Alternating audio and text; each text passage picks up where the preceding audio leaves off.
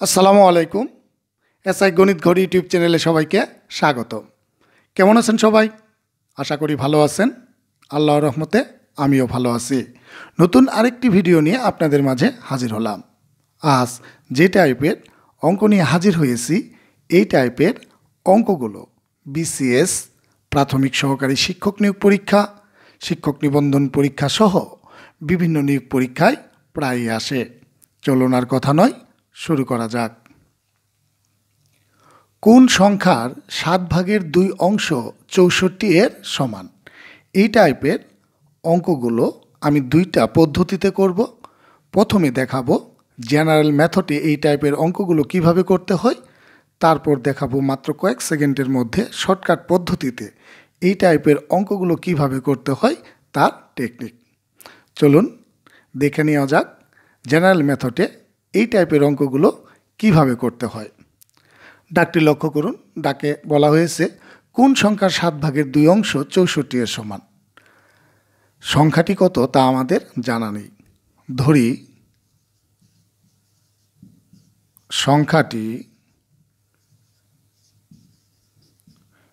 x। প্রশ্নমতে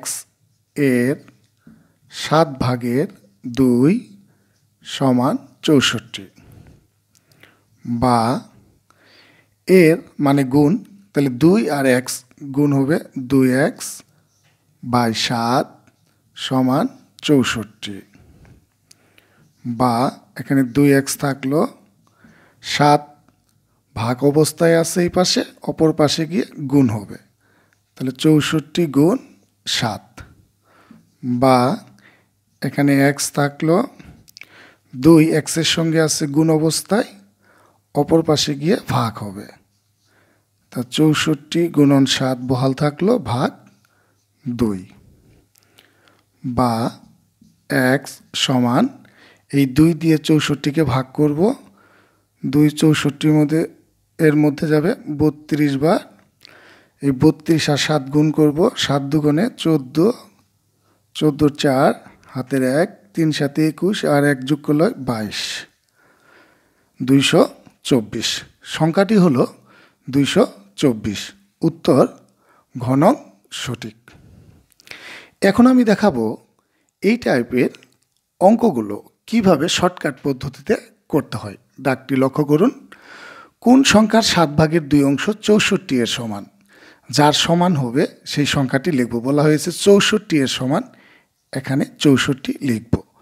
তার সাথে গুণ করব যে অংশ 64 এর সমান তার ব্যস্ত অনুপাত। এখানে যেমন দেওয়া আছে 2/7, এখানে লিখব 7/2। এখান থেকে ক্যালকুলেশন করে যে মানটি পাবো তাই কাঙ্ক্ষিত ফলাফল। 2 দিয়ে 64কে ভাগ করব, যাবে 32 বার, 32 আর 7 গুণ করব, 32 আর 7 গুণ করলে হয় 224। উত্তর ঘ নং সঠিক, সংখ্যাটি 224।